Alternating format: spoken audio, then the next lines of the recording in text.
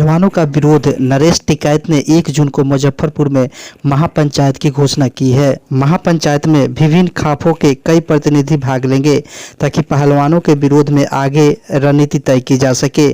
30 मई को जब विरोध प्रदर्शन करने वाले पहलवान हरिद्वार में गंगा के तट पर अपने विश्व और ओलंपिक पदक पवित्र नदी में विसर्जन करने के लिए एकत्र हुए तो बीकेयू अध्यक्ष नरेश टिकैत ने उनसे पदक ले लिए और उनकी शिकायतों को दूर करने के लिए 5 दिन का समय मांगा है।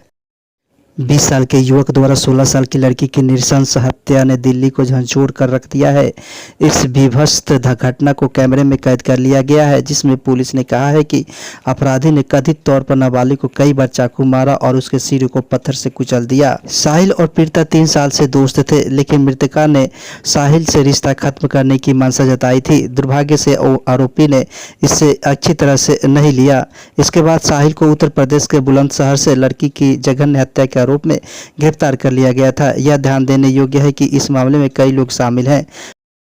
इलाहाबाद उच्च न्यायालय ने बुधवार को अंजुमन इंतजामिया मस्जिद कमेटी द्वारा दायर एक नागरिक पुनरीक्षण याचिका को खारिज कर दिया, जिसमें वाराणसी की एक अदालत के आदेश को चुनौती दी गई थी, जिसमें 5 हिंदू महिलाओं द्वारा दायर किए गए मुकदमे की पोषणीयता पर अपनी आपत्तियों को खारिज कर दिया गया था, जिसमें नियमित रूप से श्रृंगार गौरी की पूजा करने की अनुमति मांगी गई थी।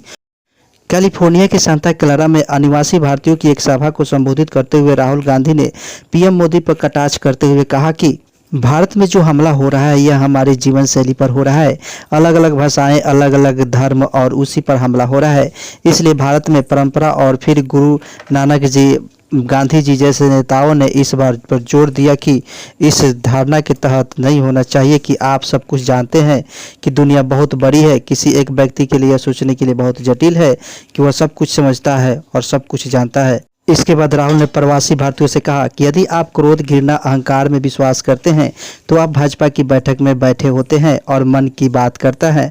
उन्होंने यह भी कहा कि यदि आप हमारे संविधान को पढ़ते हैं तो संविधान में भारत की परिभाषा राज्यों का संघ है और हमारे संविधान के भीतर यह विचार है कि हमारे प्रत्येक राज्य की भाषाओं, संस्कृतियों और इतिहास को संघ के तहत संरक्षित किया जाना है। भारत और आरएसएस से उस विचार पर हमला कर रहे हैं और भारत के संविधान पर भी। नए संसद भवन का जिक्र करते हुए राहुल ने कहा कि ये ध्यान भटकाने वाली चीजें हैं। भारत में असली मुद्दे बेरोजगारी, महंगाई, गुस्से और नफरत का फैलाव, चरमराती शिक्षा व्यवस्था, शिक्षा की कीमत, स्वास्थ्य देखभाल की कीमत, ये असली मुद्दे हैं। भाजपा वास्तव में उन पर चर्चा नहीं कर सकती है तो उन्हें राजदंड का पूरा काम करना होगा, लेटकर वह सब करना होगा। क्या आप खुश नहीं है कि मैं लेट नहीं रहा हूँ? प्रधानमंत्री नरेंद्र मोदी के नेतृत्व वाली केंद्र सरकार ने मंगलवार को सत्ता में 9 साल पूरे कर लेने के वजह में राजस्थान में भाजपा जनसंपर्क अभियान की शुरुआत करेंगे। पीएम मोदी आज राजस्थान के अजमेर में एक मेगा रैली के साथ पार्टी के महीने भर के अभियान की शुरुआत करेंगे। प्रधानमंत्री थकते नहीं है, हमेशा वो काम करते रहते हैं, इसलिए अजमेर में जाने से पहले प्रधानमंत्री पुष्कर में ब्रह्म मंदिर जाएंगे। बीजेपी की पार्टी का प्रचार प्रधानमंत्री के काम में जोड़ा जाएगा। अनुराग ठाकुर ने मंगलवार को कैबिनेट ब्रीफिंग के बाद मीडिया को बताया कि सरकार सहकारी समितियों के क्षेत्र में दुनिया की सबसे बड़ी खाद्यान्न भंडार योजना की एक नीति लाएगी। देश की सारा अनाज खरीदकर एक भंडारण किया जाएगा और मनमानी कीमतों पर बेचा जाएगा। मोदी सरकार प्रत्येक प्रखंड में 2000 टन क्षमता वाला गोदाम बनाएगी, जिसमें प्रखंड के सारे अनाज को स्टोर करके रखा जाएगा। हो सकता है ये प्राइवेट व्यापारियों को भी बेची जा सकती है। महाराष्ट्र के अहमदनगर का नाम बदलकर अहिल्या नगर करने की तैयारी है। महाराष्ट्र के मुख्यमंत्री एकनाथ शिंदे ने बुधवार को अहमदनगर में एक कार्यक्रम में घोषणा की है। यह घोषणा अहिल्याबाई होलकर की 18वीं शताब्दी की रानी की 298वीं जयंती पर की गई। बिहार के सारण जिले में रोंगटे खड़े करने वाली घटना हुई है। यहाँ पर शादी के एक दिन पहले दुल्हन की मौत हो गई। जिस घर में उसकी डोली उठनी थी उसी घर से लड़की की अर्थी उठेगी। शादी से पहले होने वाली मटकोर की रस्म के लिए गैस चूल्हे का खाना बनाया जा रहा था। इसी दौरान झोपड़ी में आग लग गई। दुल्हन 80% झुलस गई और साथ ही परिवार के अन्य लोग भी झुलसे। इलाज के दौरान लड़की ने दम तोड़ दिया। दरअसल ये घटना सारण जिले के बनियापुर थाना क्षेत्र के खपसा गाँव की है। पैरू महतो की बेटी नीतू कुमारी की शादी 1 जून गुरुवार को होनी थी। घर में शादी के पहले रस्में निभाई जा रही थी। 30 मई को नीतू की मटकोर की रस्म निभाई जा रही थी। इसके लिए खाना बनाया जा रहा था। झोपड़ी नुमा घर में गैस चूल्हे पर खाना बनाते समय अचानक झोपड़ी में आग लग गई। जब आग पर काबू पाया जाता तो अंदर लगे लोगों को निकाला जाता। तब तक बहुत देर हो चुकी थी। नीतू सहित परिवार के अन्य लोग गंभीर रूप से झुलस गए। तत्काल झुलसे हुए दुल्हन और अन्य लोगों को इलाज के लिए अस्पताल में भर्ती कराया गया। बिहार के उप मुख्यमंत्री तेजस्वी यादव ने बुधवार को अनाउंस किया कि बिहार में टीचरों की वैकेंसी 1,70,461 पर नियुक्ति की जाएगी। यह नियुक्ति बीपीएससी बोर्ड के द्वारा किया जाएगा। बिहार के उप मुख्यमंत्री तेजस्वी यादव ने बुधवार को अनाउंस किया कि बिहार में शिक्षक पदों की नियुक्ति 1,70,461 की जाएगी। यह नियुक्ति Bihar public service commission BPSC board के माध्यम से की जाएगी। बिहार बोर्ड 12वीं की कंपार्टमेंट रिजल्ट 2023 प्रकाशित कर दी गई है। स्टूडेंट इस वेबसाइट पर अपना रिजल्ट चेक कर सकते हैं, results.biharboardonline.com एंड interbscb.com पर चेक कर सकते हैं।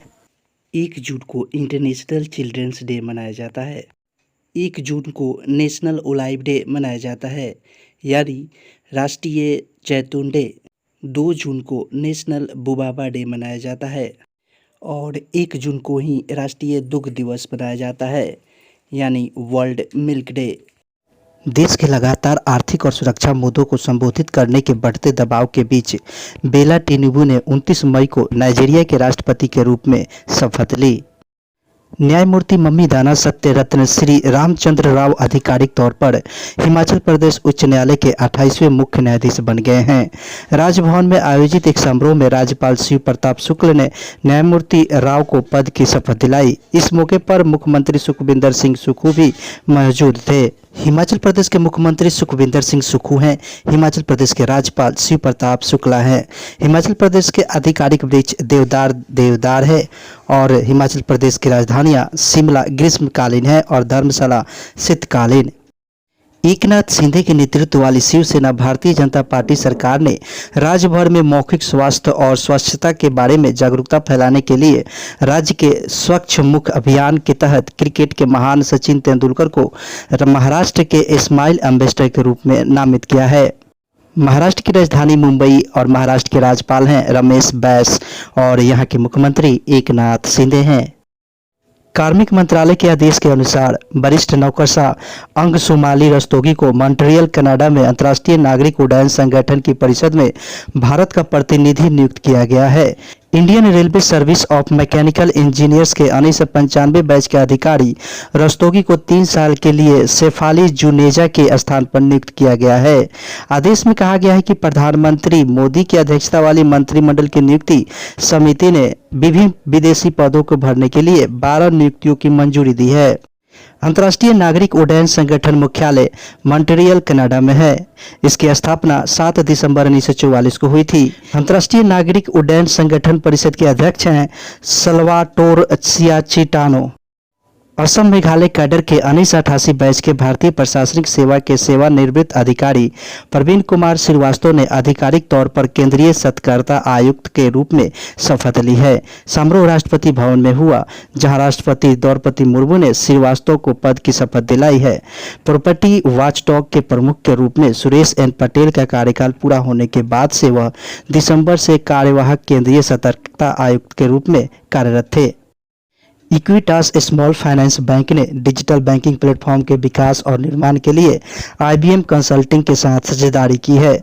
इस सहयोग का उद्देश्य इक्विटास की डिजिटल उत्पाद पेशकशों और सेवाओं क्षमताओं को बढ़ाना है। भारतीय रिजर्व बैंक RBI ने वित्तीय वर्ष 2022-23 के लिए अपनी वार्षिक रिपोर्ट जारी की है, जिसमें सामान्य सरकारी घाटे और ऋण में महत्वपूर्ण सुधारों पर प्रकाश डाला गया है। रिपोर्ट में कहा गया है कि सामान्य सरकारी घाटा सकल घरेलू उत्पाद का 9.4% तक कम हो गया है, जबकि सरकारी ऋण सकल घरेलू उत्पाद का 86.5% था।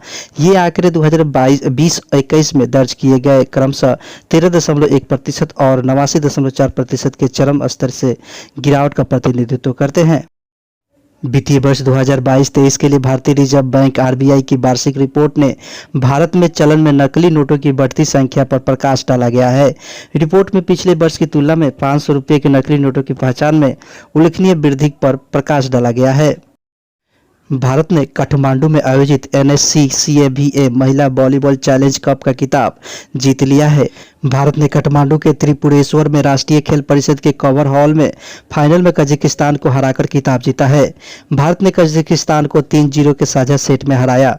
भारत ने पहला सेट 25-15 और दूसरा सेट 25-22 और तीसरा सेट 25-18 से जीता। इसके साथ ही भारत ने अपराजित रहकर प्रतियोगिता का समापन किया है।